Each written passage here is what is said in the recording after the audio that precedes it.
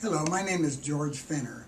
I've been making bat houses for the Florida Bat Conservancy for some time now, and I've made a lot of mistakes, and I have selected certain products that I think work very well. And towards the end of the presentation, we'll go ahead and get a close-up of everything. I've made a lot of bad turns, but I made some good ones too, and I want to share them with you. This is the bat house in question. It's a triple chamber designed for the Brazilian freetail mainly, which is a colonial bat. As you can see, it has 3 nice chambers in it. It's rather heavy and it's pretty durable. Let's go ahead and actually assemble one. Now the first thing I do is cut out the sideboards, or what I call the profile boards. I select pine 1x4, which actually measures 3/4 of an inch wide and 3.5 inches, 3/4 of an inch deep and 3.5 inches wide. I cut the board 24 inches long, and then I cut a 45-degree angle at the bottom and a 30-degree angle at the top. Next thing I do is cut a spacer board. Now the spacer board is about 3/16 of an inch wide, 7/8 of an inch deep, and 19 inches long. I nail and put glue on first, and then I nail it down. Now any time wood comes in contact with other wood, you put a bead of glue. Then I make a cut for a vent. I come up 4.5 inches, and then I make a 1/4 inch cut, another 4.5 inches. So that's the side vents. Then I make a mirror, exact duplicate, for the other side. Set those aside a minute. Then I go to the back. Now the back is 28 inches long and 13.5 inches wide. It has 2 holes drilled in, one for the top and one for the bottom. These are the mounting bolt holes. Then I go on the other side. I come down 4 inches and start making a series of grooves. Each groove is about 3/8 of an inch apart. They can be very shallow because the bat has tiny feet and doesn't need much holding space. Then I turn it over and drill my holes. I come in 3/8 of an inch and put a series of screw holes. Now, one other thing helps a lot. Instead of using screws, if you have an air compressor and a tacker, you can put nails. Just make sure that the nail gun is very straight, because you don't want the nail protruding out the side. It's a lot quicker. You want to countersink everything, and that's why I use a drill bit that has a countersink built in. It's a 3/32 bit in a number 6 countersink, and that makes an ideal hole for this type of screws we're going to be using, which are deck screws.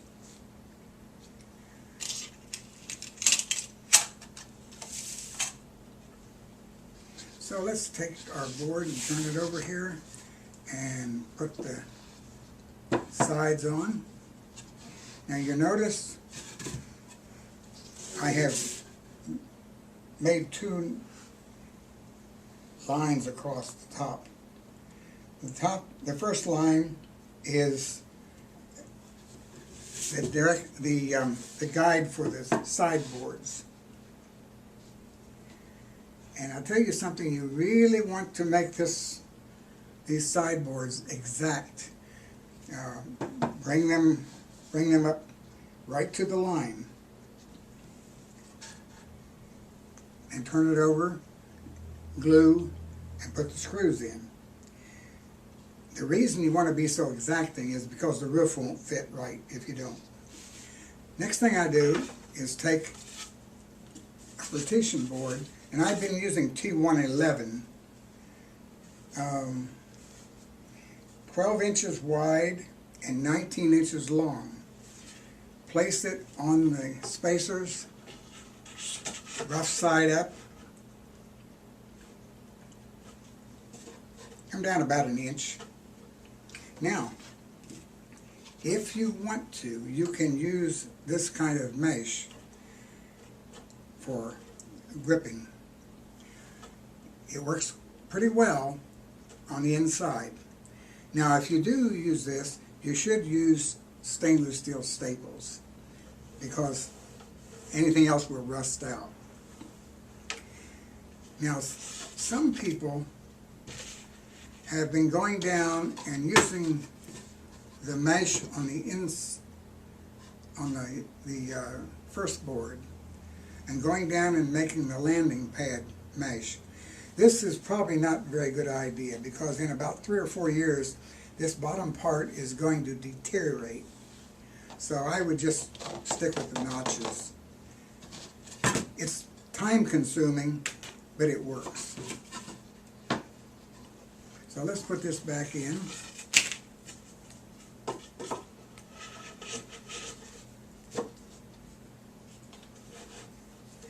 And make my next set of spacers 3/16 by 7/8 by only 17 inches this time.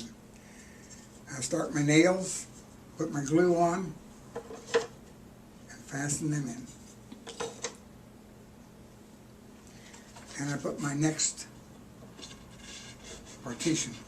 My next partition board is 12 inches by 17.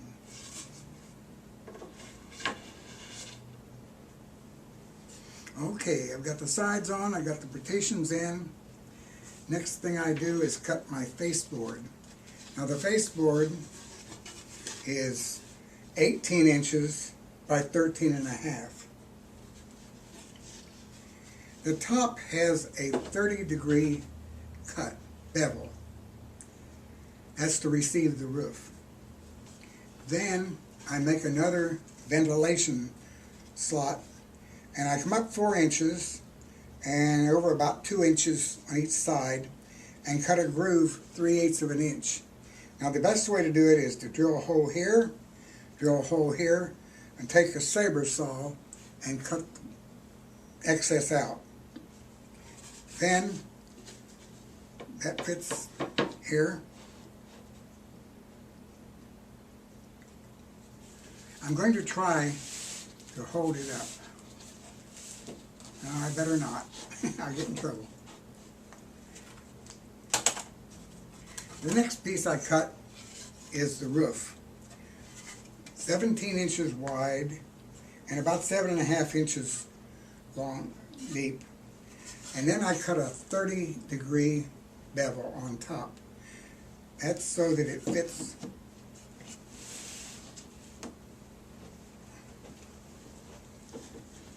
like this.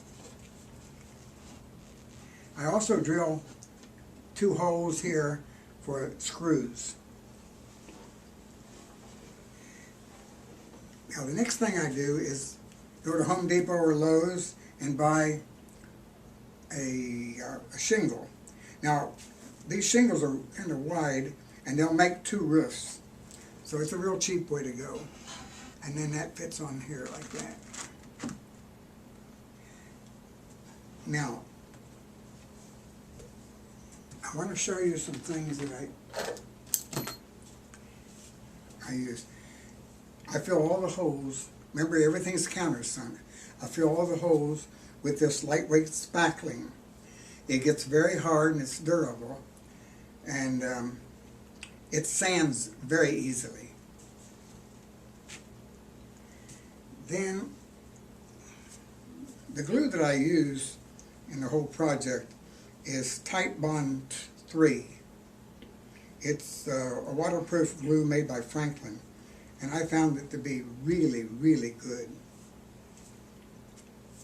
Now, another product I use to glue the roof on is Gardner's Construction and Roof Sealant. It dries quickly and it holds very well. And it's water cleanup. Everything is water cleanup. I give the whole house a good coat of primer. And I like this 123 Zinsser Bullseye. It's really good and it dries quickly. And it's water cleanup.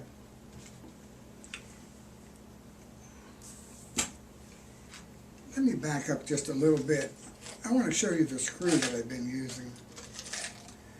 It's a 1 1/4 inch deck screw. It's galvanized and it fits the hole very neatly.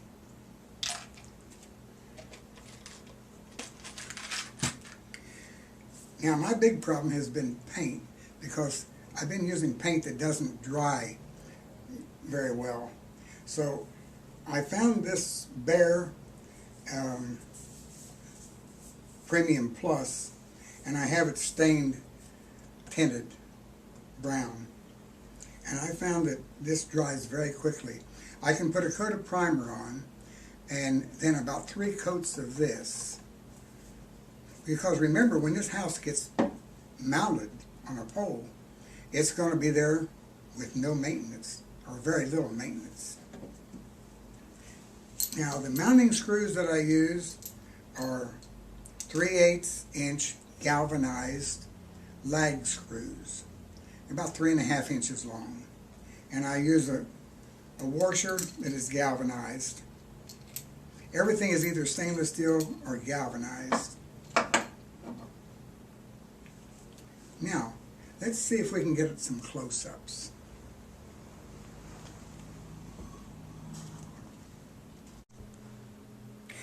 As I said before, these are the products that I found that work quite well.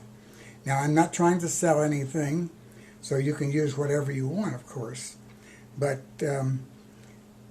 I've had a lot of bad luck with certain products. The countersink that is above has 3 cutting edges. The one on my left hand has 1 cutting edge. The 3 cutting edge drill bit is much superior. It won't flake out the plywood. Now, they're a lot harder to find.